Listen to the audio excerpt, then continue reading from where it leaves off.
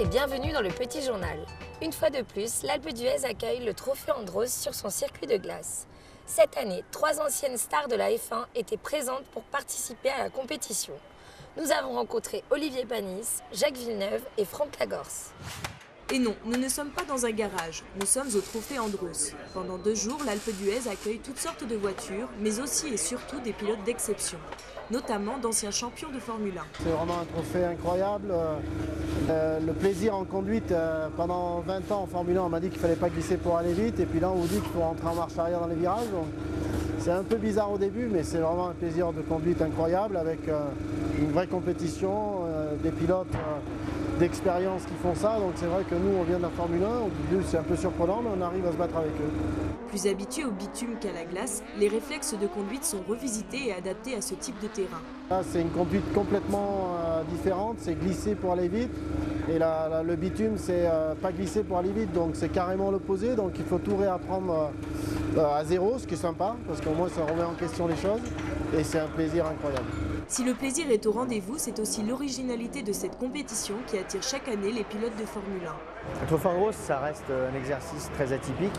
Quand on a eu la chance de pouvoir courir en Formule 1 et d'avoir fait des qualifs, quand on fait un tour qualif en F1, on le fait vraiment totalement en apnée. Ça dure suivant le circuit 1 minute 30. Et là, il faut aligner 4 tours avec une voiture. On peut comparer cet exercice à ça où il faut vraiment tout donner en concentration.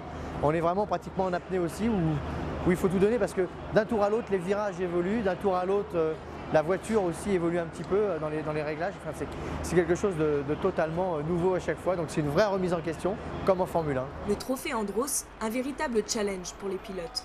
Bien plus qu'une compétition, il est devenu un événement incontournable du milieu automobile. Après 24 ans d'existence, il n'a pas perdu de son attrait et les pilotes en redemandent.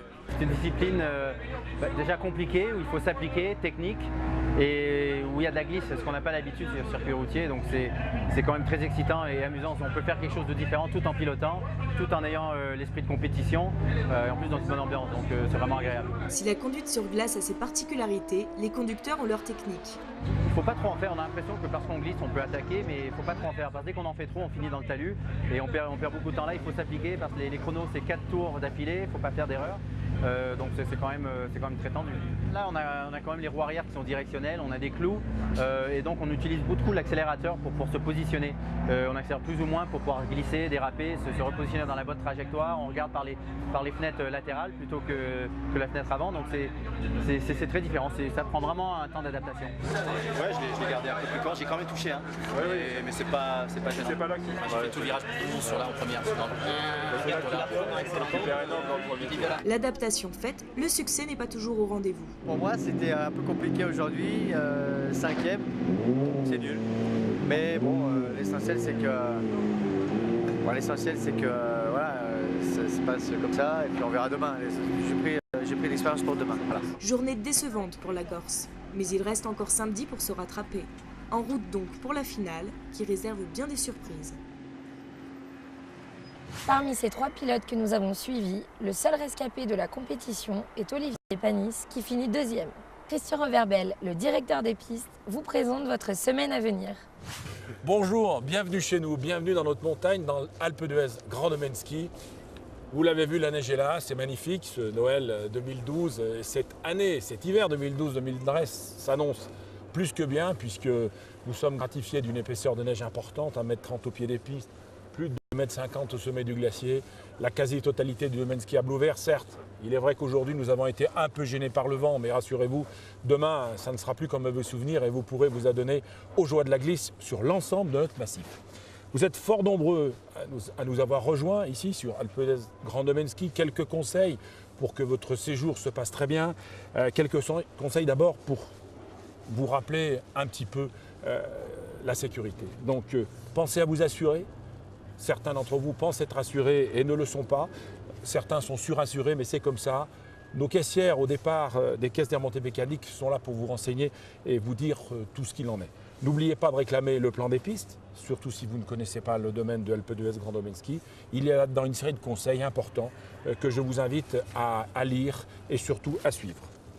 Pour que la montagne reste un plaisir, eh bien, vous rappelez quelques éléments importants. Ne vous mettez jamais en danger. à tout moment, contrôlez votre vitesse. Vous avez tous envie de faire du ski, je le comprends, mais allez-y doucement, informez-vous sur l'état des pistes.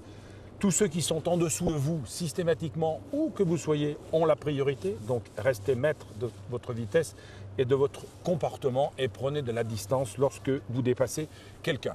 Voilà pour ces premiers conseils. Il y en a d'autres, hein, on en parlera un petit peu plus tard.